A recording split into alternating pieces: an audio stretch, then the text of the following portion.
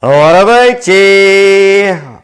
Well, we've finished playing with these drop-down fuse isolators, but we haven't finished yet. We've set up a few more measuring devices here, and we're going to just answer a question that's never been asked.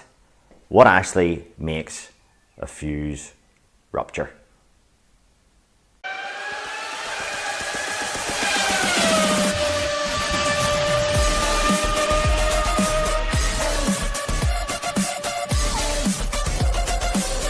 Well, you'd probably say, well, it's just overcurrent, isn't it? You know, but there's a few dynamics involved. Resistance, temperature, which is the result of the current flowing through it. So that is a thermocouple there, and that is just sitting in the fuse element, and that is the temperature. In Celsius, we have a thermal imager set up. Now, the temperature is not going to be right, but it will show us on a screen the temperature increase, and then we're going to monitor the current, and we'll take a scope capture of that, and we'll have we'll see the current rising. So maybe I've got another couple of these fuse elements, so we're willing to sacrifice them. Well, you all think I'm mad. I have too much time in my hands. Well, you may be right actually, but we're not doing many cars at the moment because of the strange things, the strange times, and the strange things that's going on in the world at the minute. But we'll have to keep our sanity and try a few things out. So if you haven't seen the previous video, we set this wee rig up, and it was really just to see if I can get those drop down fuses to actually work, to drop down on the bench, and I had a bit of a rig up with a couple of spanners and a few bits and pieces, and everybody thought, he's definitely lost it, went mad, and cabin fever was mentioned and all that. Well, it's not as bad as all that. These are strange times we're enduring at the minute, there's no doubt, but here's a wee bit of mucking about, and well, you might get something from it. Most people I would imagine would know all this sort of stuff anyway, but what I'm going to do is I'm going to set that to max, so that's going to record the temperature in degrees centigrade, and we'll maybe get a wee visual here on the thermal, and we can see the spanner there, and here we go. We're going to connect a 12-volt battery to it, car battery. So here we go.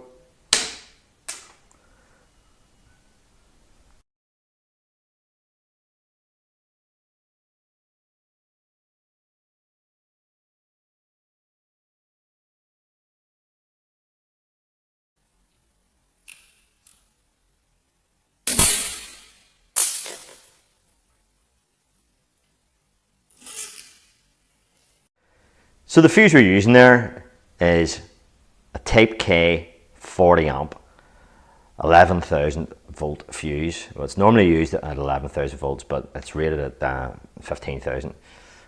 This is a K fast fuse, so this is a fast acting fuse. So it's designed to break the overcurrent quickly and not hold any sort of overcurrent. So the thing about these fuses is if you get a spike or a transient fault or something like that, it'll rupture quite quickly, and it's rated at 40 amp. But we are using a 12 volt DC battery instead of the high voltage. So this is just a demonstration. So here we have our current trace from that experiment. We can see at the start there, those couple of spikes are just the crocodile clip going on to the sparking on the connection there. So if we pull our current where it starts to go, we'll have 348 amps there, and where the break occurs there, it's about 312. So there's a bit of current drop occurring there, and that is because of the temperature. So all fuses have a positive temperature coefficient. So what that means is the as the temperature increases, the resistance increases slightly. So what we'll have then is the current actually dropping off before it actually breaks. Now it breaks because this current is still present and it's still too much for the fuse to handle. So it's over its rating.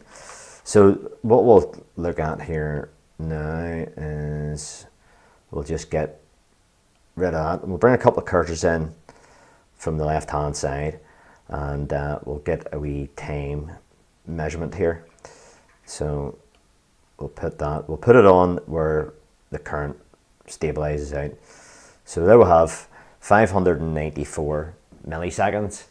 So that's 0.6 of a second, and that's that fast acting fuse characteristic. It breaks it pretty quickly there. So to show you a bad connection that you would have in connectors or in your starter motor or your battery or something, what's occurring then is this PTC effect. So whenever you have the temperature increasing, the resistance increases, and that cycle just goes on and on until the thing breaks down basically, and it goes open circuit. Or there's very little current flowing, and that's why your starter motor will start to struggle, or your car doesn't start at all. So there we go. That's that trace, I think. So I'll show you a photograph of those bad connections. Here we can see where poor connection has started melting on the plastic around this fuse holder. So this is the temperature increasing, and as a result it's melted the surrounding plastic molding. So the temperature increases, resistance goes up, temperature increases even more, resistance goes up even more, until you get a burnout situation. But that's obviously what you don't want to happen, and that's why you need to have good connections. And there you go. Okay, that's a wee quick mucking about there, and that's maybe gives you a wee bit more insight into fuses.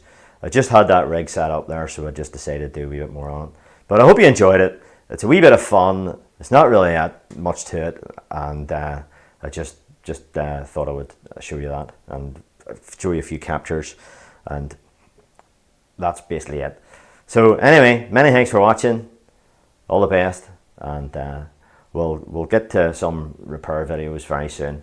Ones which I recorded before this lockdown situation, and there's a few videos in the archive, so the content will be still coming, and even though I'm not really doing much repairs on cars at the moment. So thanks again for watching, all the best, and bye bye.